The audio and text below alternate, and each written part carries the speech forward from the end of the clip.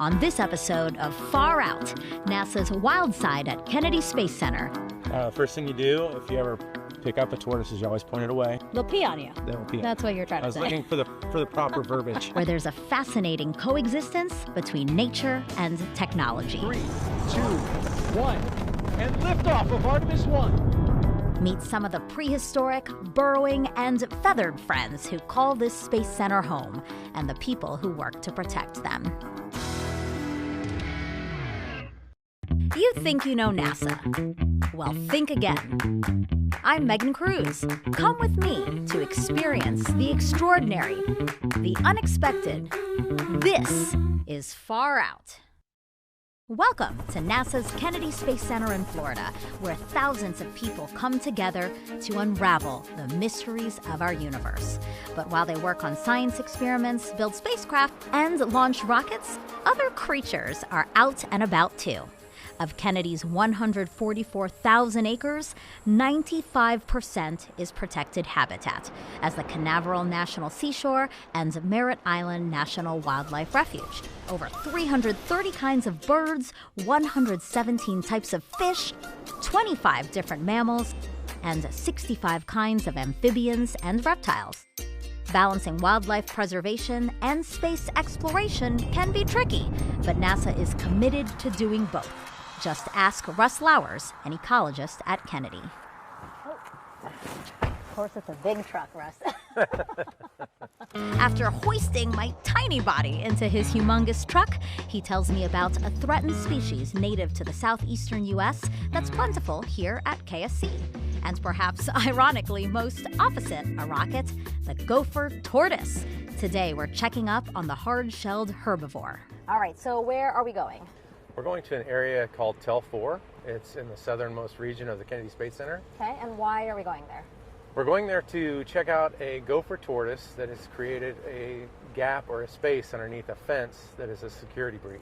Why is it called a security breach? It sounds so scary.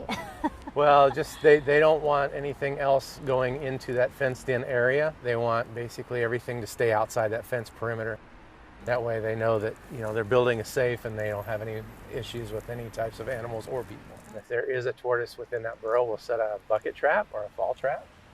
And then we will go ahead and check that trap every day. And once a tortoise falls in that trap, we'll go ahead and move it to a new location. But before we could even check on the troublesome tortoise burrow, I had a feeling this was Justice. What's up? Hey, sorry. I'm not sure we can get through there. It looks like they're making everybody turn around yet. Our team ran into what we like to call a rocket wrench traffic jam. A lot of times they'll have to take rocket parts from the manufacturing facilities to the pad. So we have to go around the rockets or stand by and let the rockets go by. Yeah, I've been stuck for a good 30 minutes. Just pulled over on the side of the road because the rocket part was just moving real slow. Well, they don't move them fast when they're on the ground. That's for sure. So instead, we're now on our way to another popular tortoise spot, Kennedy's historic Launch Complex 39B. Many important missions took flight from here, like Apollo 10 in 1969, the final test launch before landing Neil Armstrong and Buzz Aldrin on the moon with Apollo 11. Also, STS-1 in 1981, the first launch of the Space Shuttle program. Most recently, Artemis 1 soared off the launch pad in 2022, the final test to see if a new rocket and spacecraft could return humans to the moon's orbit with Artemis 2. So this is a camera pad, and this is where all the tortoise burrows are. As you can see, there are a bunch of tortoises. Oh, wow. Russ periodically checks on these burrows using a burrow camera. This is basically a camera that we stick within the burrow itself, and it'll give us a video of what's down in the hole. These cameras allow Russ and other ecologists on center to keep an eye on the tortoises without disturbing them too much. They're interested in how many there are, if they're doing well, and how to keep them safe. And sometimes we don't find just tortoises. Sometimes we'll find gopher frogs, we'll find mice, we'll find snakes. God, I know, darn. Well, I'm going to let you scope this one. And that's one of the important things. And when other animals need some sort of habitat of security, they can go in these tortoise burrows and it provides them a house. Tortoises don't just use one burrow either. They'll use up to 8 or 10 burrows. So basically tortoises are like mi casa, su casa. That's so sweet. See? So, if you think about it, tortoises are kind of like the human engineers they work alongside. While those engineers design and build technology to explore our universe, these engineers design and build homes that lots of other animals here depend on. Just slide it down in there. Now, if you look right here, you'll see what you can see on the camera. Okay, wait, I have to ask. So if I like poke a snake, will it come? They come straight out. They come straight out. They run because they Really? think it's another predator. Sure. They usually bite you in your leg right there. I'm gonna get real close to him I'm because I want. kidding. Oh, Just kidding. that's some No. messed up stuff They there, Russ. stay there. Just Okay. in the hole. What you do is just slide it in. You always follow the dark spot. There's a tortoise right there. Oh my gosh. Yep. Yeah. So is this scaring them at all, or? Now, sometimes they run up to the camera because they like the light. There's his head. And see the light going off his, gleaming off his eye? Yeah, yeah. There's his carapace. That's the top of the shell. Oh my gosh, that is so cool. Tortoises are ectotherms, meaning they rely on external sources to heat up their bodies. So after they warm up in the sun, they retreat back into their cool, safe burrows. And by the way, if you're wondering, yes, a tortoise is different from a turtle. A turtle spends most of its time in the water, while a tortoise lives only on land. This summer, we saw these cute loggerhead turtles hatch on one of Kennedy's beaches. You could do it, little buddy. Kennedy is an important nesting ground for several species of turtles. So what's a full-grown tortoise? Like how big, how much does it weigh? They probably weigh 8 pounds, 10 pounds. Oh, I would have thought more. Not that big. Okay. I mean, there's some that get ginormos, but 8 to 10 pounds is probably a typical. That's a guesstimated weight. Is that an official description, ginormo? No, it's not. It's a made-up word. With that, we say farewell to the pad and head towards what was to be our first stop to inspect that potential security breach on the southern end of the Space Center. We finally make it to Tel 4, where there's a team moving some construction materials near the burrow we want to check out. We make our way around all the work to confirm that, yes, there's been a security breach. We whip out our burrow camera to see if anyone's home. That's a shell. Wow. See, so he's basically resting in the water right now. So you know what that means? It's time to dig a bucket trap. Ugh. That sound effect was not for the camera. It was just hard. A trap sounds harmful, but Russ assures me it's not, and that it's perfectly safe to move the tortoise to fix the security breach.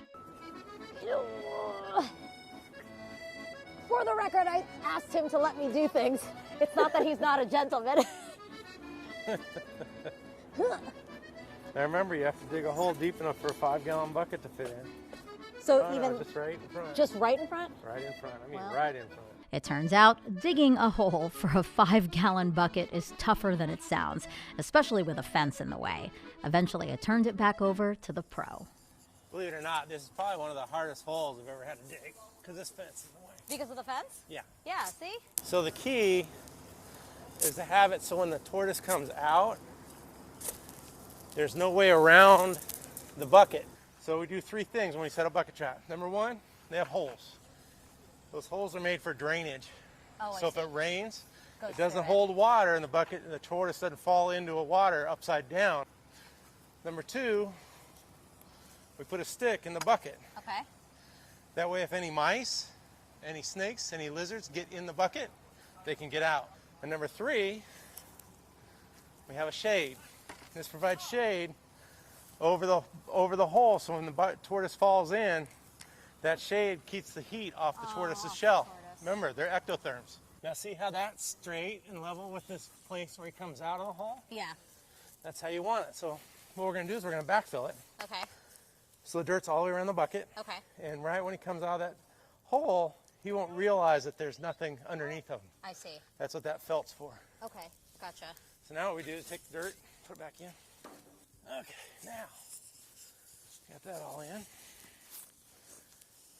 Put our stick in, throw our stick in the Put bucket. this one? Yep, throw it in there. Okay. That way we got our stick for anything to escape. And then we put this down. This is where you kind of, Tricking it. you trick the animal. So how often will you check this? Every day. Mostly 2 times a day. If it's really hot, I'll even go to 3 times a day. And then when you catch the tortoise, then what happens? I pull them out, I measure them, I mark them, and then I let them go. Oh, well, this is very nice of you. So we saw 2 tortoises today, both just hanging out in their burrows. Our team left pretty bummed we didn't see one out and about. But then we see something on the road ahead. It's small, round, and moving fast. Well, how lucky were we? Found one. Crossing the road. First of all, I should say, nobody should be picking up a tortoise like this. No, nobody can unless they have proper permits. Okay. I have those. Okay. First thing you do, if you ever pick up a tortoise, is you always point it away, because they have a... They'll pee on you. They will pee on That's you. what you're trying I to was say. looking for the proper verbiage. Sorry. Let's just say it how it is. They're going to pee on you. This one hasn't peed on us. How nice. Not yet. You spoke. Be careful what you say. So is she heavy? Feel Oh. Oh my gosh. By the way, I'm allowed to hold the tortoise because Russ is here. A lot heavier than I thought. This is a female, and the way you can tell it's a female, if you look at its, what's this called? Plastron. Plastron. Okay. So we look at its plastron, and if Okay. you look at its plastron, see how flat it is? Yeah. It's like flat like a table, it's a female. Okay. And this is an adult female. Okay. Now And how they- do you know it's an adult? Because it's of the size? The size. Okay. Now they do get bigger than this, but this is a normal adult sized female. Well, I'm glad she came out. Yeah, what we So can do is we can just just set her there. down. Okay. We got her out of harm's way, that's number one. Okay. She was in the road. Mm-hmm. We'll set her right down here in the grass and she can go find her burrow.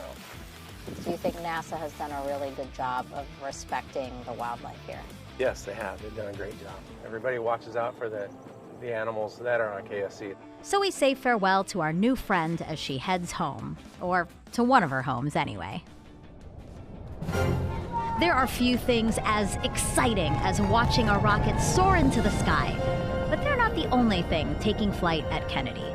Birds like eagles, spoonbills, ibises, and scrub jays. And one scrub jay in particular is eluding our friend Dave. There's the unbanded bird I have to catch. Where? Right up in this tree right This here. one right here? Yeah. That one we haven't gotten yet. Dave Brenninger is another ecologist here at Kennedy. He's been studying and protecting scrub jays for more than 45 years. So by now, his feathered friends know the deal. We'll try to catch that jay, put bands on it, ask them to line up and show us their legs throughout their life, and for that they'll get peanuts, get paid. We can measure the success of that bird over time. Yeah, I'll help make sense of what he just said. But first, let's learn about the Florida scrub jay. They're medium-sized blue and gray cooperative breeders, meaning they stay together in families to raise their young. And Kennedy Space Center has one of the biggest communities in the state, at 250 families. I'll explain why later too. So they're like community, but they're very territorial at the same time. Yeah, we heard a hiccup call, so that was probably the breeder female was so she's sort of telling her mate and family, go get them, What about that noise? chase them out. That was a woodpecker. Oh!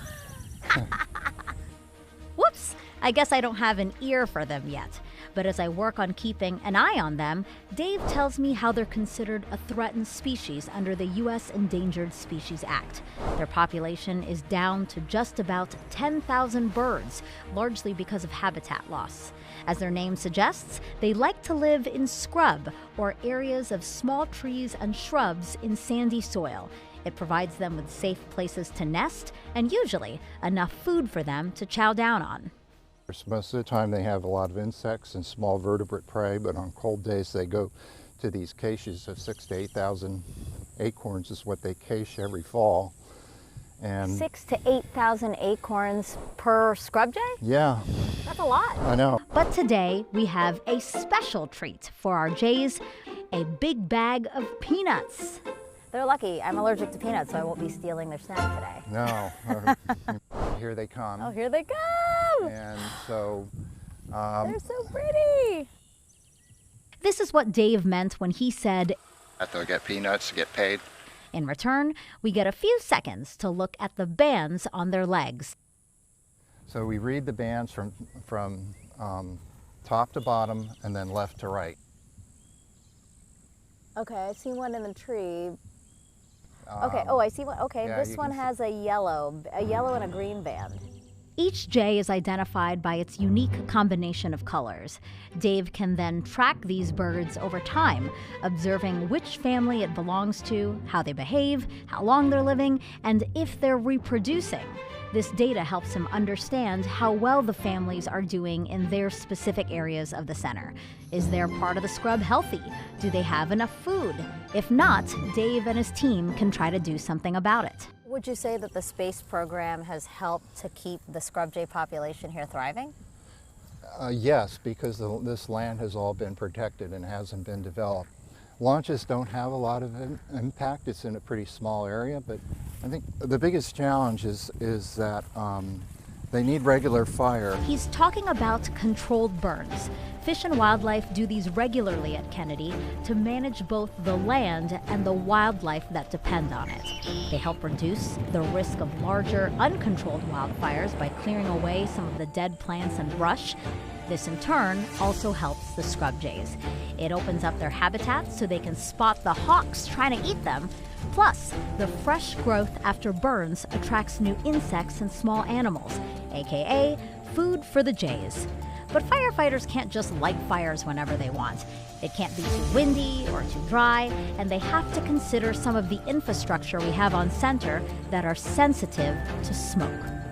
With all those challenges, NASA has to work with Fish and Wildlife to think outside of the box. So there's a machine called a brontosaurus. So if you can imagine a dinosaur that's got a chopping head on it, and it can cut the scrub off at just the right height so that you don't have to burn quite as often. Innovation to fly in space and to protect those that fly in our backyard. Dave says he'll continue to do his part one bird at a time, as I remind him and all of you of the one he has yet to catch. So that's the sneaky, sneaky bird he has to get. The only one that isn't banded, right? Very in the area. tame. But he's hanging out with us Yeah. because he knows you have peanuts. For our last look at how NASA balances nature and technology at Kennedy Space Center. I'm trying to keep up with you guys, but I have shorter legs. We're back with Russ. Oh my God, a bug just hit me on the face. Nobody said science was easy. I never said that. In search of another shelled creature, the prehistoric horseshoe crab. Tell us about horseshoe crabs. Did you know if you actually put UV light on these things, they'll actually glow in the dark? No, I did not know that. Just like a scorpion. Why is that? Oh, like a scorpion, because they're related to scorpions, right? Yeah, correct. So they're closely related to spiders and other types of animals like that.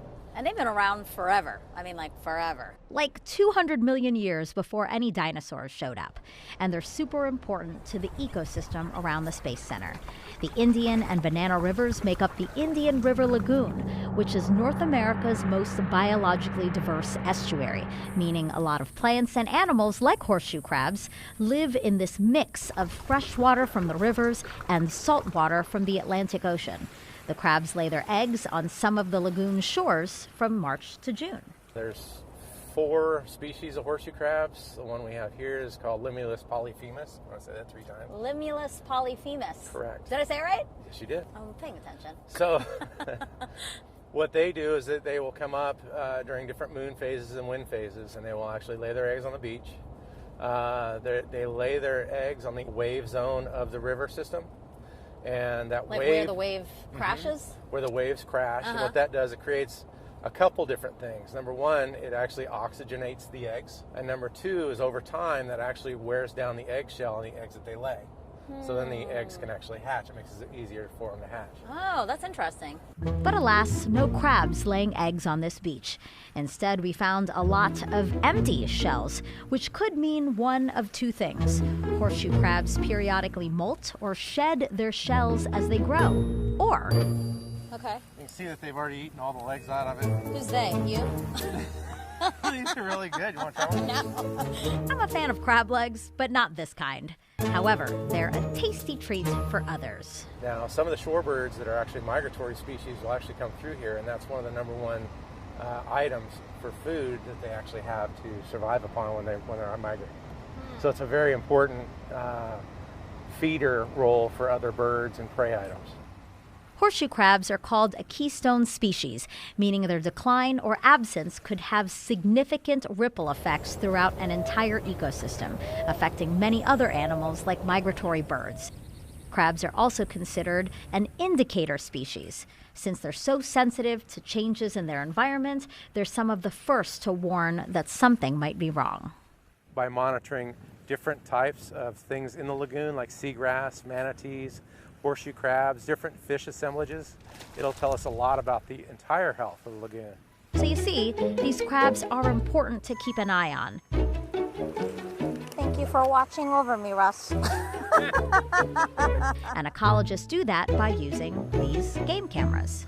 What we do is we just set ours up on an automatic capture method. Okay. So every 20 minutes this takes a photo. Gotcha. So if it hasn't taken a photo for 20 minutes, I just took a picture of you. Yay. Russ needs to change out the camera's memory cards and batteries. To do that, we first have to cut the wire holding the camera case closed. Sounds easy, so I offer to help. You want to do I that? do. Am I gonna have Cable right there? Yeah. Got that. Oh, hard. Ha ha ha! Did I do it? Oh, yeah. I did! For the moral support from the peanut gallery. Like I said, no problem. Russ opens it up, swaps in new cards and batteries, then closes it. Now, it's time to show off my muscles again to attach a new wire around the camera. Because tomorrow, you're going to wonder why you wake up sore. Really? Yeah, all you have to do is crimp this. This is gonna bruise so bad. Okay, I can't. I'm giving up. I'm tapping out. Look at that small little dent. That was me. Ha! See, Russ is struggling too, but he gets it crimped and tethers the camera back to the pole. Now, we're off to a second beach to do the same for another camera. But by the looks of our journey so far, this next location is much more remote. It's easy to forget you're on a space center, but then again, some may recognize these railroad tracks. For decades, NASA used them to transport space shuttle boosters. We now use them to transport SLS, or Space Launch System boosters. The SLS rocket is that new rocket I told you about that will return humans to the moon through NASA's Artemis missions. Where are you taking us? Apparently over a river and through the woods. I wonder if we'll rest at Grandma's house. Oh my God. It's called duck and tuck. Duck and tuck? Duck and tuck. I just have a feeling I'm gonna get smacked right in the face by that thing. Remember how I told you you're going to be sore? I'm stuck on something. Let me help you? No, I got it. All right. Just more letting you know it's happening. Yep, I fell down. I knew it! But I get back up and trek it the rest of the way to the shore. Once there, Russ tells us why these game cameras help NASA balance wildlife conservation and spaceport operations. You do any type of industrialization on the Space Center or out in society, you're going to have an effect on something else. And they want to know what types of effects could happen if they do something. For example, say a strong storm rolls through Kennedy. The heavy rain erodes the foundations of some of those roads along the shoreline. Repairing those roads might require work along the beaches. But if Russ and his team knew that horseshoe crabs like to mate on those beaches, Not only NASA, but also Fish and Wildlife to have a say in what's going to happen. in recent years, the horseshoe crab population has plummeted, not only due to habitat loss, but also over-harvesting. Whelk and eel fisheries use them as bait, and biomedical companies use their blue blood to detect harmful bacteria in either medicines or medical devices. To combat the losses, in February 2024, 23 organizations petitioned to list horseshoe crabs as an endangered species under the Endangered Species Act.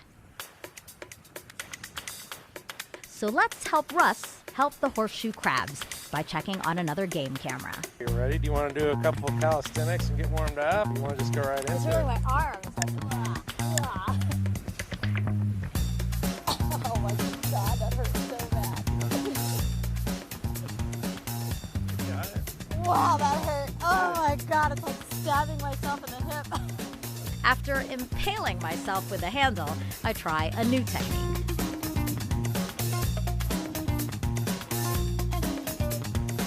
Look at you. Put the hammer down. Slowly. It's the slowest hammer down. All right, done here. Yeah. I guess we'll just wait to see if we can actually see some horseshoe crabs next. Hopefully they're coming soon. But thank you for your help. Oh, of course. I'm glad I didn't snip off your finger. So now we wait for mating season to begin. Russ says he might be calling us in a few days.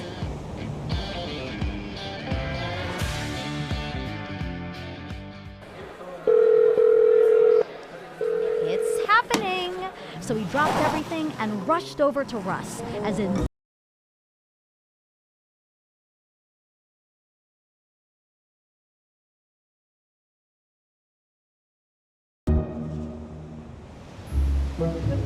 It's actually under the sand. now that they're here, Russ says we'll do a couple of things that are essential to studying their development and survival. So if you can grab them right on the inside of their persona, right here, Okay. that's how you hold them.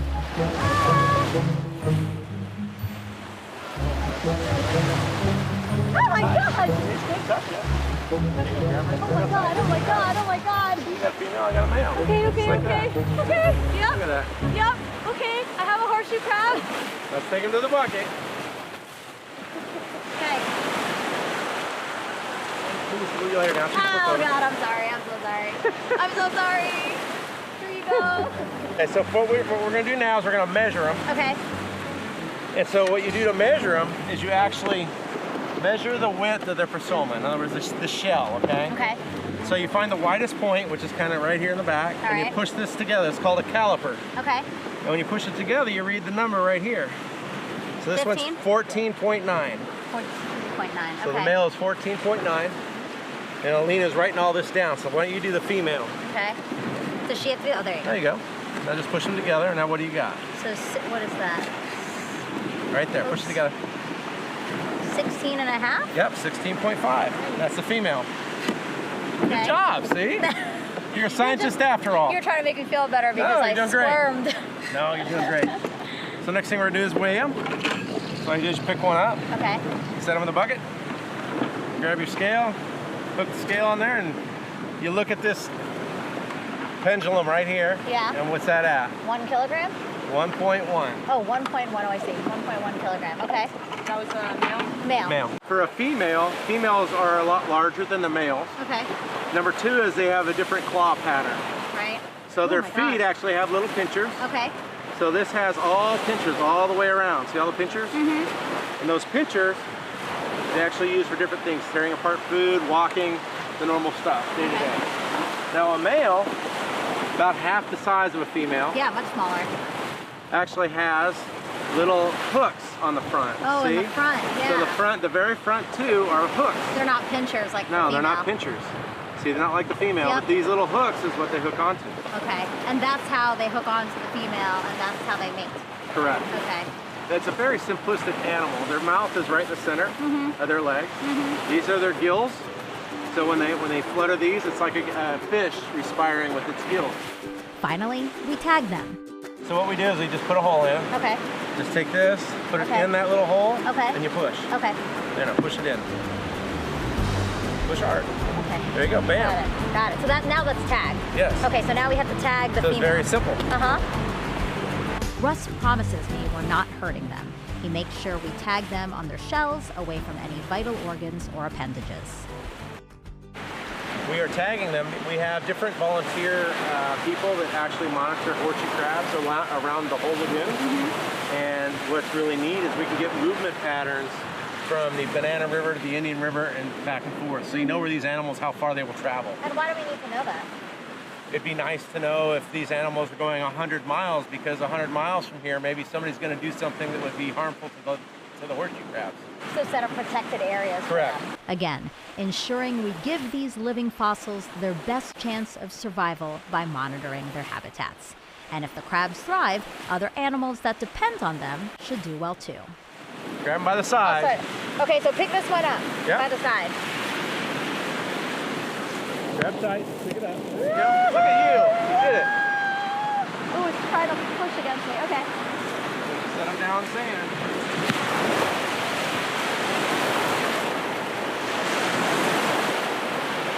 Are you gonna put him back on her? This will get close. He'll figure it out. He'll figure it out. So there. When does he unhook? After she lays the eggs and he fertilizes the eggs, then they'll split up and they go their own way. Wow, bye. Sorry we interrupted. As the sun sets on another busy day here at Kennedy Space Center, it's clear this place is not just about launching rockets and exploring the cosmos. It's also about protecting the tortoises, scrub jays, horseshoe crabs, and hundreds of other plants and animals that call the Space Center home. It's a delicate balance, sharing this unique place. But as Kennedy's ecologists have shown us, science and nature can go hand in hand, inspiring us to reach for the stars while taking care of our planet.